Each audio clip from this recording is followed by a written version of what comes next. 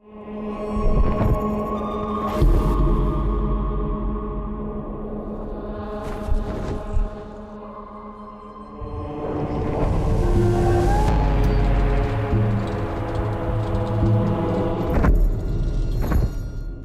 Inferno, there's just nowhere to just hang out. You know, I'm just gonna go to the jacuzzi area. Anger is all about just intense violence and rage. Everything in the world is against you. Cutting limbs off, heads are coming off. Boom, boom, boom. Anger is definitely a level that Dante can sort of unleash his fury in.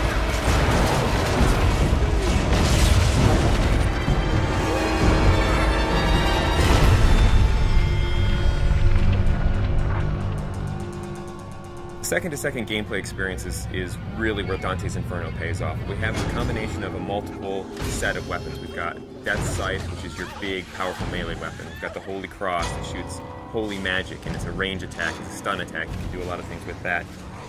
In addition to that, we have magic. You'll have magic powers that are on the righteous side and the unholy side. If you're in trouble and you want to like get out of the way or jump in the air or roll over there, whip out the scythe, blast with the cross, all those things just kind of lead into each other. You don't kind of have to stop, start up something else. The main thing is you have a big ass scythe in your hand. We had like a sword first. It just wasn't feeling right. It just felt small and puny. The scythe's the thing here. That's almost the other character in there. The scythe that Dante uses is actually Death Scythe. It's dark, it's evil, it's punishing, it's sharp. There's actually a lot of different modes you could go in. It could kind of have this sort of straight spear-like mode. It also has what we call sort of the collapse mode, where it's more like a scythe that's just on his wrist. At the beginning, we're all trying to find different things. We actually bought a scythe, you know, farmers, monthly or whatever. So we bought this scythe.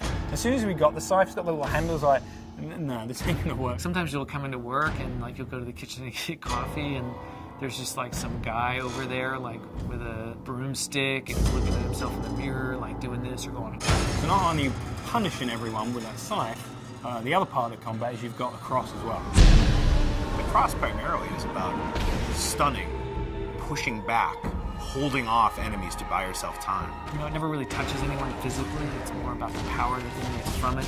It's a little bit more about crowd control. I kind of liken it to sort of like the Force in Star Wars. It's really used as a great way to either set up a combo or a way to hold them in place while you then beat the shit out of them with the scythe. We really leave it open to the player whether they want to go sort of all in on the holy powers, whether they want to go all in on the scythe powers, or do a mix of both. There's kind of a reason that Dante's got these two weapons, kind of yin and yang. You know, they're dualistic, and that plays out in not just the combat, but in the story as well.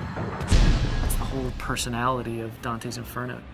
The most important thing to us was making sure that the combat felt awesome. One of the big things that we wanted to do in Dante's Inferno is really have the game run at 60 frames per second. 60 feels free, it feels fluid.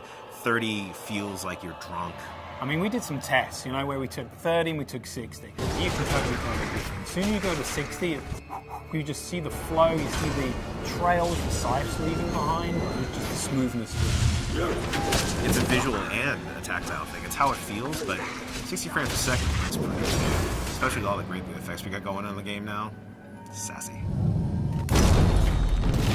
By the time you get to anger, you're kicking some ass, but don't get too comfortable, because pretty soon the shit's really gonna go down.